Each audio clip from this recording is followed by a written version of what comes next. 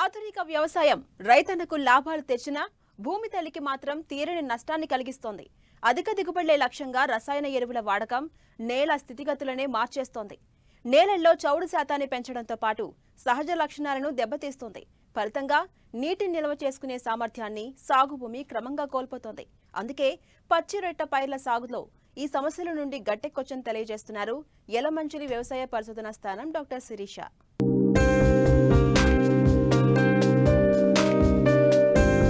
అధునాతన వ్యవసాయంలో మితిమీరి రసాయన ఎరువులు వాడడం వల్ల పసడి పంటలు పండే భూములు సహజ శక్తిని కోల్పోతున్నాయి, సాగుకు యోగ్యం కాకుండా తయారవుతున్నాయి. ముఖ్యంగా భూమిలో స్వతహాగా లభ్యమయ్యే పోషకాల్లో అసమానతలు ఏర్పడి పంటల్లో సూక్ష్మ పోషక లోపాలు బయటపడుతున్నాయి. ఫలితంగా భారీ పెట్టుబడులు పెట్టిన రైతులు తగిన దిగుబడి లేక నష్టపోవాల్సి వస్తుంది. ఇలాంటి పరిస్థితుల్లో నేలలను పునరుజ్జీవింపచేయడానికి సేంద్రియ ఎరువులను వాడాల్సిన అవసరం ఉన్నది. మరోవైపు పశువుల ఎరువు, వర్మి కంపోస్ట్, కోళ్ల ఎరువు, గొర్రెల ఎరువు వంటి సేంద్రియ ఎరువుల లభ్యత సామాన్య రైతులకు భారంగా మారుతున్నది. ఈ నేపథ్యంలో జనుము, జీలుగా, పిల్లి పెసర లాంటి పచ్చిరొట్ట సాగు మంచి ప్రత్యామ్నాయంగా కనిపిస్తున్నది. ఈ పంటలను పొలాల్లో పెంచి నేలలోనే కలియదున్నడం వల్ల భూసారం పెరుగుతుంది. కలుపు నివారణతో పాటు అధిక దిగుబడులు పొందేందుకు ఆస్కారం ఉందని రైతులకు తెలియజేస్తున్నారు విశాఖ జిల్లా యలమంచిలి వ్యవసాయ పరిశోధనా స్థానం శాస్త్రవేత్త డాక్టర్ శిరీష. పచ్చిరొట్ట ఎరువులు మనం ఇప్పుడు వాడే వాటిల్లో జనుము, జీలుగా అనేవి ఇప్పుడు వాడుతున్నాము. ఈ పచ్చిరొట్ట ఎరువులు ఏంటంటే ఇప్పుడు న్యాచురల్ ఫార్మింగ్ అని, ఆర్గానిక్ ఫార్మింగ్ అని చాలాన్ని మనం చేస్తున్నాం. ఇప్పుడున్న ప్రజెంట్ ఉన్న కండిషన్స్లో మన ఆరోగ్య రీత్యా కానీ భూమి చాలా ఆరోగ్యంగా ఉండడానికి కానీ ఈ పచ్చిరొట్ట ఎరువులు అనేవి చాలా ముఖ్యం. ఇప్పుడు వచ్చేది వర్షాకాలం. జనరల్గా వర్షాకాలంలో కానీ మీకు ఈ పచ్చిరొట్ట ఎరువులు విత్తనాలు జనుము కానీ జీలుగు కానీ ఎకరానికి మినిమం 15 కేజీలు, 10 నుంచి 15 కేజీల వరకు చల్లుకోవచ్చు. చల్లేసుకొని మీకు ఈ వర్షానికి బాగా ఏపుగా పెరుగుతుంది మొక్క. పచ్చిరొట్ట ఎరువులు వేసినాక 30 రోజులకి పూత అనేది జస్ట్ స్టార్ట్ అవుతుంది. అలాంటి టైం అప్పుడు మనం పచ్చిరొట్ట ఎరువుని భూమిలో కలిపేయాలన్నమాట. అది కరెక్ట్ స్టేజ్. ఆ స్టేజ్లో ఏంటంటే మీకు ఆ కాడ ఉంటుంది కదా, కాడ కూడా మెత్తగా ఉంటుంది అనమాట. అంటే మనకి నార రాదు. నార వచ్చిందంటే మనకి చివకడం అనేది చాలా కష్టమైపోతుంది. అలా కాకుండా మనకి ఆ బొడ్డు వచ్చే దశలోని పూతకి బొడ్డు పొడుస్తుంది కదా, ఆ పూత స్టార్ట్ అయ్యే దశలో కానీ మనం పచ్చిరొట్ట ఎరువుని కలియదున్నేయాలన్నమాట. పచ్చిరొట్ట ఎరువుల వలన ఆర్గానిక్ కార్బన్ ఇప్పుడు ఏదైతే మనకి చాలా భూముల్లో మనకు లోపం ఏదైతే ఉంటుందో అది చాలా వరకు కరెక్షన్ అవుతుంది. అంటే ఇంక్రీజ్ అవుతుంది అనమాట, ఎక్కువ అవుతుంది. కానీ ఇది ఒక సంవత్సరంలో ఈ సంవత్సరం వేస్తాం కదా అన్నీ సెట్ అయిపోతుంది అనుకోవడానికి లేదు. మనకి ప్రతి సంవత్సరం అంటే మే, జూన్ నెలల్లో కనీసం ఈ ప్రాక్టీస్ అనేది మనం చేసుకోగలిగితే మనకి ఒక 3-4 సంవత్సరాల నుంచి మీకు తెలియకుండానే మీకు దిగుబడి అనేది పెరుగుతుంది. దీనివల్ల ఉపయోగాలు ఇంకోటి ఏంటంటే పచ్చిరొట్ట ఎరువులు వేసి దమ్ము చేసి కానీ దుక్కు చేసిన పొలాల్లోని మీరు వరి నాటితే కలుపు అనేది చాలా వరకు తగ్గుతుంది. ఇంకోటి ఏంటంటే ఈ పచ్చిరొట్ట ఎరువులు వేసిన పొలాల్లోని మీకు చీడపీడలు కూడా చాలా తగ్గే అవకాశాలు ఎక్కువ. ఎందుకంటే యూరియా వాడకం కూడా మీకు చాలా వరకు తగ్గుతుంది. అంటే ఇది నైట్రోజన్ చాలా న్యూట్రియంట్స్ యాడ్ చేస్తుంది కాబట్టి మనకి చాలా వరకు పోషకాలు అనేవి బాగా యాడ్ అవుతాయి ఈ పచ్చిరొట్ట ఎరువుల వలన. ఇది ఒక 3-4 సంవత్సరాలు మీరు కంటిన్యూస్గా ఇది ఒక ప్రాక్టీస్ లాగా ప్రతి సంవత్సరం చేస్తే మీకు 4-5 సంవత్సరాల్లోనే దిగుబడిలో అనేది చాలా డిఫరెన్స్ కనిపిస్తుంది. మీరు పెట్టుబడి లేకుండా కూడా ఈల్డింగ్ కూడా పెరుగుతుంది. ఎందుకంటే మనకి పురుగులు, తెగుళ్ళు సమస్యలు కూడా చాలా తగ్గుతాయి కాబట్టి దాని మీద పెట్టే ఇన్వెస్ట్మెంట్ కూడా మనకు చాలా వరకు తగ్గుతుంది. అదర్ ఎరువుల మీద వాడే ఖర్చు కూడా మనకి చాలా వరకు తగ్గుతుంది అనమాట. ఇది ఏ పంటకైనా పచ్చిరొట్ట ఎరువులు దీనికి ఈ స్పెసిఫిక్ పంటకనే కాదు, ఏ పంటకైనా సరే మనం ముందు వేసేసుకోవచ్చు. ఇంకొకటి ఇప్పుడు క్రాప్ రొటేషన్ అంటే పంట మార్పిడి చేసుకోవాలి అనుకునే వాళ్ళు కూడా ఒక పంట కోసేసినాక మనం పంట మార్పిడి చేసుకోవాలంటే ఈ పచ్చిరొట్ట ఎరువులు జనుము, జీలుగా కూడా వేసుకుంటే చాలా మంచిది. ఈ చౌడు నేలల్లో కూడా మనకి స్పెసిఫిక్గా అది చౌడు తగ్గాలి అంటే మాత్రం జీలుగు అనేది వేసుకుంటే మనకి చాలా వరకు ఉపయోగం ఉంటుంది.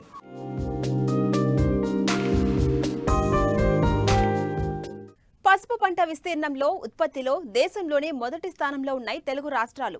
దాదాపు 72,000 హెక్టార్లలో సాగు చేపడుతున్న 4.5 లక్షల టన్నుల ఉత్పత్తినిస్తోంది. ఖరీఫ్ సీజన్కు అనుగుణంగా పసుపు నాటేందుకు రైతులు సిద్ధమవుతున్నారు. ముఖ్యంగా రకాల ఎంపిక, సాగులో పెట్టుబడుల భారాన్ని తగ్గించుకుని అధిక దిగుబడులు ఏ విధంగా తేవచ్చో తెలియజేస్తున్నారు నిజామాబాద్ జిల్లా కమ్మర్పల్లి పసుపు పరిశోధనా స్థానం శాస్త్రవేత్త డాక్టర్ మహేందర్.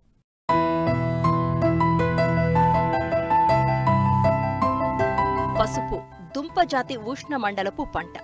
తేమతో కూడిన వేడి వాతావరణం పసుపు సాగుకు అనుకూలంగా ఉంటుంది. పసుపు సాగులో మన దేశం ప్రపంచంలోనే మొదటి స్థానంలో ఉండగా దాదాపు 40% సాగు విస్తీర్ణం తెలుగు రాష్ట్రాలలో ఉండడం గర్వకారణం.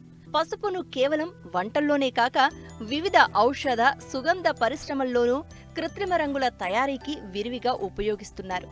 మరి ఇంత ప్రాధాన్యత ఉన్న పసుపు సాగులో అధిక దిగుబడులు పొందాలంటే రకాల ఎంపికతో పాటు శాస్త్రీయంగా సాగు చేయాల్సి ఉంటుంది.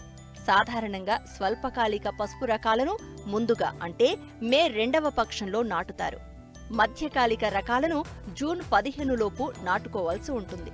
దీర్ఘకాలిక రకాలను జూన్ 15 నుంచి నెలాఖరులోపు నాటుకోవాలి. పసుపు విత్తడానికి నిర్దేశించిన కాలం దాటిపోతే దిగుబడులు గణనీయంగా తగ్గిపోయే ప్రమాదం ఉంది. ప్రస్తుతం స్వల్ప, మధ్యకాలిక రకాలు విత్తుకోవడానికి అనువైన సమయం. ప్రస్తుతం సాగునీరు ఉండి ఉష్ణోగ్రతలు 18 నుండి 35 డిగ్రీలు ఉంటే ఈ నెల చివరి వరకు విత్తుకోవచ్చు. లేదంటే జూన్ మొదటి వారంలో వర్షాలు పడ్డాక విత్తుకోవాలని సూచిస్తున్నారు నిజామాబాద్ జిల్లా కమ్మరుపల్లి పసుపు పరిశోధనా స్థానం శాస్త్రవేత్త డాక్టర్ మహేందర్.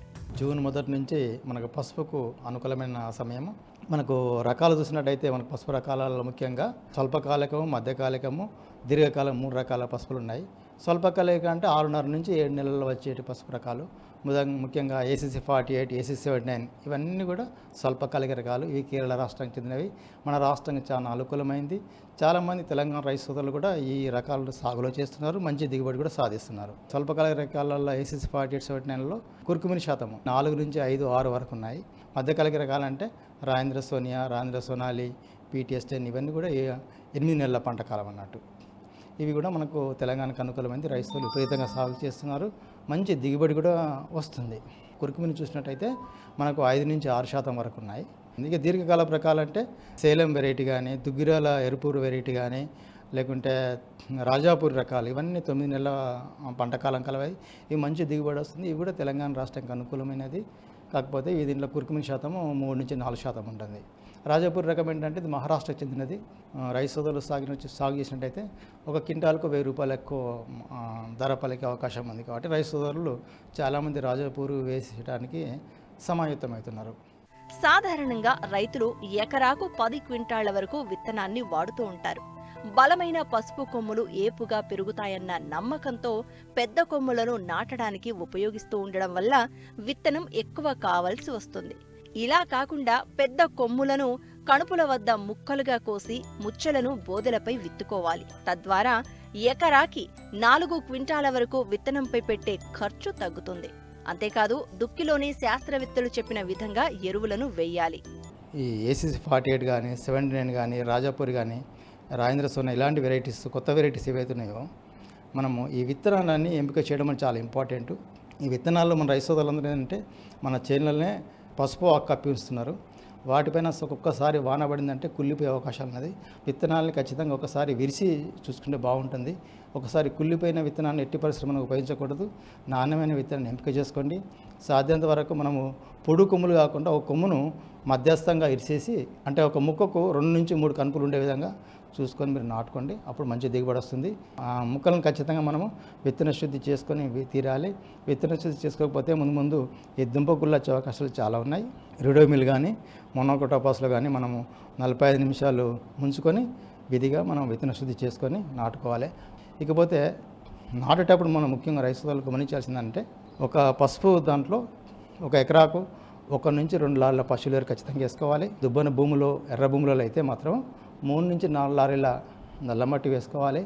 అదేవిధంగా మనకు వేపపిండి అని వేసుకున్నట్టయితే ఈ దుంపకుళ్ళు కానీ దుంప ఎగురు రాకుండా అవకాశం ఉంటుంది. కాబట్టి 1 ఎకరాకు 3 నుంచి 4 బస్తాల వేపపిండి దుక్కిలను వేసుకోవాలి.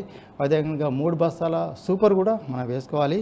ఇక మురిట పొటాష్ 1 బస్తా బెడ్ సిస్టంలో మీరు వేయండి. ఎత్తి బెడ్లో 2 సార్లు కానీ 3 సార్లు కానీ 4 సార్లు కానీ బెడ్ సిస్టమ్ వేయండి, డ్రిప్ వేయండి, మీరు మంచి దిగుబడి వస్తుంది. మీకు ఇలా చేస్తే ఎకరాకు 9 నుంచి 10 ట్రాక్టర్ల పచ్చి పసుపు వచ్చే అవకాశం ఖచ్చితంగా వస్తుంది.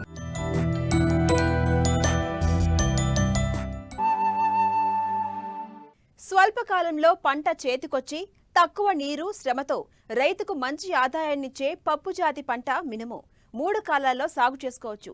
అంతర పంటగా కూడా వేసుకుని అదనపు ఆదాయాన్ని పొందే అవకాశం ఉంటుంది. ప్రస్తుతం ఖరీఫ్లో మినుమును జూన్ 15 నుండి జూలై 15 వరకు వేసుకోవచ్చు.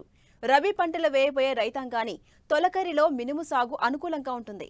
విత్తనాలు వేసిన దగ్గర నుంచి సరైన యాజమాన్య పద్ధతులు పాటిస్తే అధిక దిగుబడులను పొందవచ్చంటున్నారు వరంగల్ ప్రాంతీయ వ్యవసాయ పరిశోధనా స్థానం శాస్త్రవేత్త డాక్టర్ పల్లవి.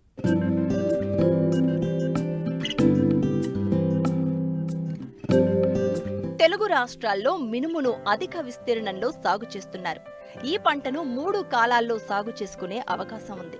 ఆంధ్రప్రదేశ్లో 12.5 లక్షల ఎకరాల్లోనూ, తెలంగాణలో 3,75,000 ఎకరాల్లో సాగవుతుంది. ప్రస్తుతం ఖరీఫ్లో జూన్ 15 నుండి జూలై 15 వరకు మినుము విత్తేందుకు అనువైన సమయం. మురుగునీరు లేని నేలలు, చౌడు నేలలు తప్ప తేమను పట్టి ఉంచే అన్ని రకాల భూముల్లో సాగు చేయవచ్చు. ఎకరాకు 6 నుండి 8 కిలోల విత్తనం సరిపోతుంది. అయితే విత్తనం ఎంపిక దగ్గర నుండి పంట కోత దశ వరకు సమగ్ర యాజమాన్య పద్ధతులు పాటిస్తే మంచి దిగుబడులను తీయవచ్చంటున్నారు వరంగల్ ప్రాంతీయ వ్యవసాయ పరిశోధనా స్థానం శాస్త్రవేత్త డాక్టర్ పల్లవి. విత్తే ముందు ఏంటంటే మనం ఖచ్చితంగా విత్తన శుద్ధి చేసుకోవాలి. 3 గ్రాముల థైరమ్ లేదా క్యాప్టాన్ లేదా 3 గ్రాముల కార్బండజిమ్ లేదా మ్యాన్కోజెబ్తో మనం విత్తన శుద్ధి చేసుకున్న తర్వాత 5 గ్రాముల ఇమ్డాక్రోపి లేదా 5 మిల్లీలీటర్ల మోనోక్రోటోఫాస్తో మనం ఏంటంటే విత్తన శుద్ధి చేసుకున్నప్పుడు 20 రోజుల వరకు మనకి రసం పీల్చే పురుగులు రాకుండా మనకి ఆస్కారం ఉంటుంది. తర్వాత మనం ఏంటంటే రైజోబియం పొడితో విత్తన శుద్ధి చేసుకోవాలి. 200 గ్రాములు రైజోబియం పొడిని ఏంటంటే 1 ఎకరాకి సరిపోతుందండి. మనకి 6 నుంచి 8 కిలోలు ఏదైతే చెప్పానో 1 ఎకరాకి, ఆ విత్తనానికి మనం ఈ రైజోబియం పొడితోని విత్తన శుద్ధి చేసుకోవాలి. ఈ విత్తన శుద్ధి చేసుకున్న తర్వాత మనం ఏంటంటే ఫాస్ఫరస్ సాల్బలైజింగ్ బ్యాక్టీరియా అని కూడా దొరుకుతుందండి మనకి. 2 కేజీలు మనకి ఫాస్ఫరస్ సాల్బలైజింగ్ బ్యాక్టీరియా ఒక 200 కేజీలు ఎరువులో కలిపేసుకొని మనము చివరి దుక్కిలో మనం ఇలా చల్లుకున్నట్లయితే ఏదైతే మనకి భాస్వరం ఏదైతే ఉందో మనకి అందుబాటులో లేనటువంటి భాస్వరాన్ని ఈ బ్యాక్టీరియా ఏం చేస్తుందంటే మనకి అందుబాటులోకి తీసుకొచ్చి మనకి మొక్కకి అందించడం అనేది జరుగుతుంది. పప్పుధాన్య పంటలు కాబట్టి మనకి విత్తన శుద్ధి చేసుకోవడం వల్ల అధిక దిగుబడులు పొందడానికి ఆస్కారం ఉంటుంది. విత్తనాలను కల్టివేటర్తో కానీ గొర్రుతో కానీ విత్తుకుంటే మొక్కల సాంద్రత అధికంగా ఉండి మంచి దిగుబడి వచ్చే అవకాశాలు ఉంటాయి. సమగ్ర ఎరువుల యాజమాన్యంతో పాటు సకాలంలో కలుపును నివారించాలి. ఒక ఎకరాకు 2 టన్నుల పశువుల ఎరువు లేదా 20 కేజీలు యూరియాతో పాటు ఒక 125 కేజీలు సింగిల్ సూపర్ ఫాస్ఫేట్ అనమాట ఒక ఎకరాకి. అవి లేనప్పుడు లేదంటే ఒక 1/2 బస్తా DAP మనం ఏంటంటే చివరి సాల్లో కానీ లేదా మొలిచిన తర్వాత కానీ మనం ఏంటంటే వేసుకుంటే మనకి అధిక దిగుబడులకు ఆస్కారం ఉంటుందన్నమాట మినుము పంటలో. అదే కలుపు చూసుకున్నట్లయితే మనకి మినుము పంటలు ఏంటంటే ఒక 25 రోజుల వరకు మనం కలుపు కీలక దశ అనమాట. మనం వేసుకున్న తర్వాత ఏంటంటే మనకి 24 నుంచి 48 గంటల లోపల విత్తిన తర్వాత అనమాట లోపల మనం ఏంటంటే పెండిమిథలిన్ స్టాంప్ అని దొరుకుతుందండి. 1.3 లీటర్లు అనమాట ఒక ఎకరాకి ఒక 200 లీటర్ నీటిలో కలిపి పిచికారీ చేసుకోవాలి.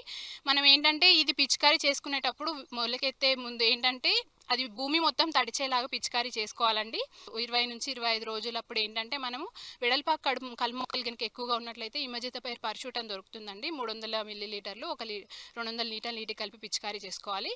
ఒకవేళ గడ్డి జాతి కలుపు మొక్కలు కనుక ఎక్కువగా ఉన్నట్లయితే క్విజలోప్రోపిథైల్ 400 మిల్లీలీటర్లు లేదా ఫెనరాక్సిప్రోపిథైల్ అంటే విప్ సూపర్ అని దొరుకుతుందండి. అది 250 మిల్లీలీటర్లు ఒక 200 లీటర్ నీటికి కలిపి మనం ఒక ఎకరాకి పిచికారీ చేసుకున్నట్లయితే మనకి ఏంటంటే ఈ కలుపు సమర్థవంతంగా నివారించబడుతుంది.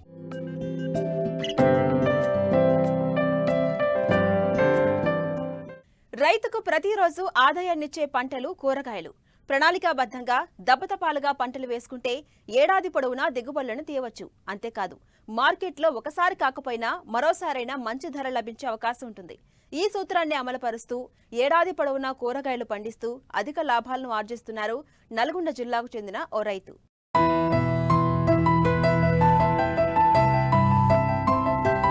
ఇదిగో ఇక్కడ చూడండి, చివరి దశలో ఉన్న కాకర, క్యాబేజీ పంట, ఇప్పుడిప్పుడే దిగుబడి వస్తున్న టమాటా, ఆ పక్కనే దోస.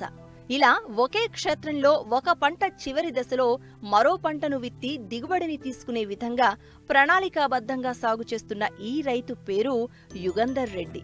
నల్గొండ జిల్లా నిడమనూరు మండలం నారమ్మగూడెం గ్రామానికి చెందిన ఈయన అంతర పంటలుగా పలు రకాల కూరగాయలను సాగు చేస్తూ నిరంతరం పంట దిగుబడులను తీస్తున్నారు.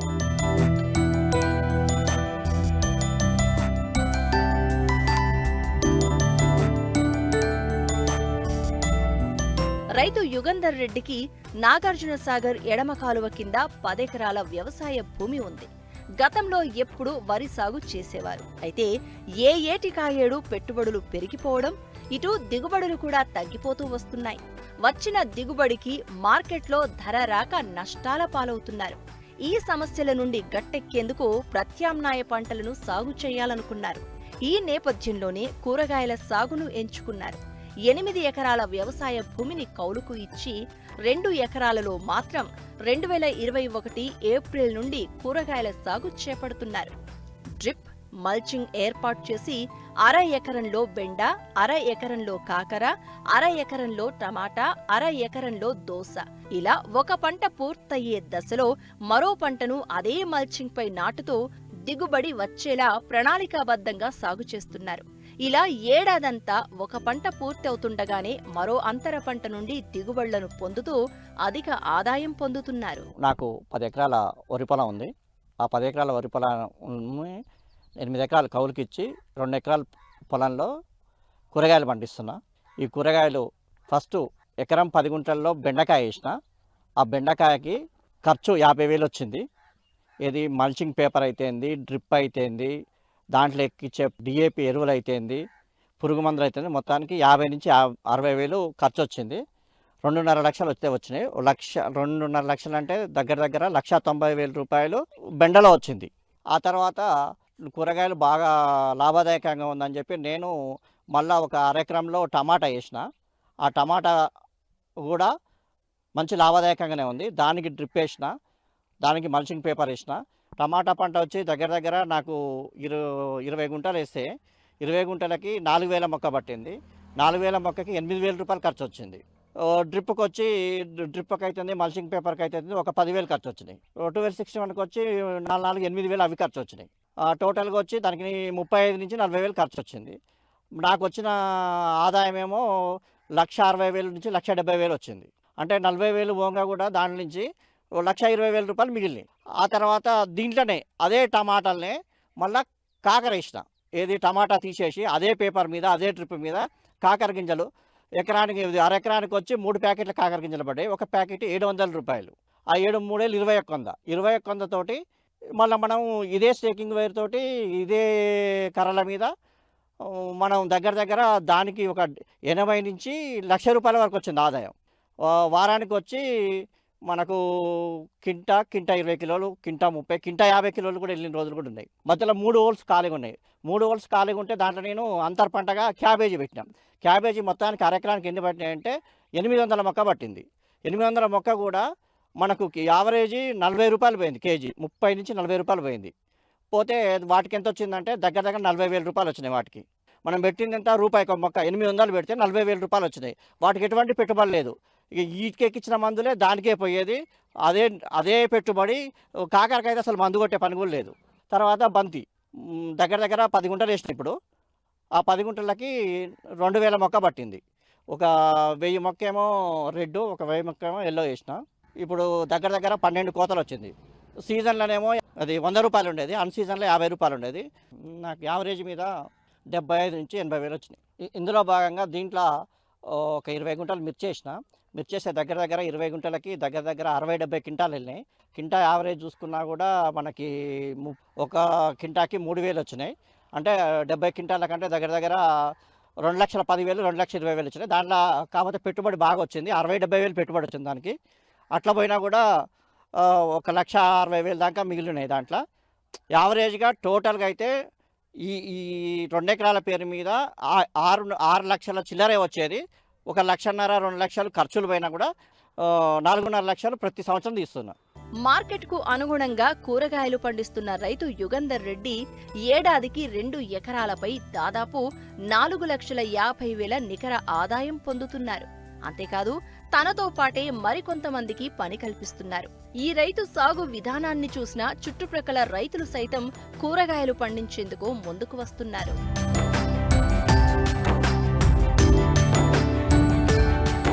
వ్యవసాయంలో సమస్యలకు, సందేహాలకు సమాధానాల కోసం మట్టి మనిషి రైతుకు అండగా నిలుస్తోంది.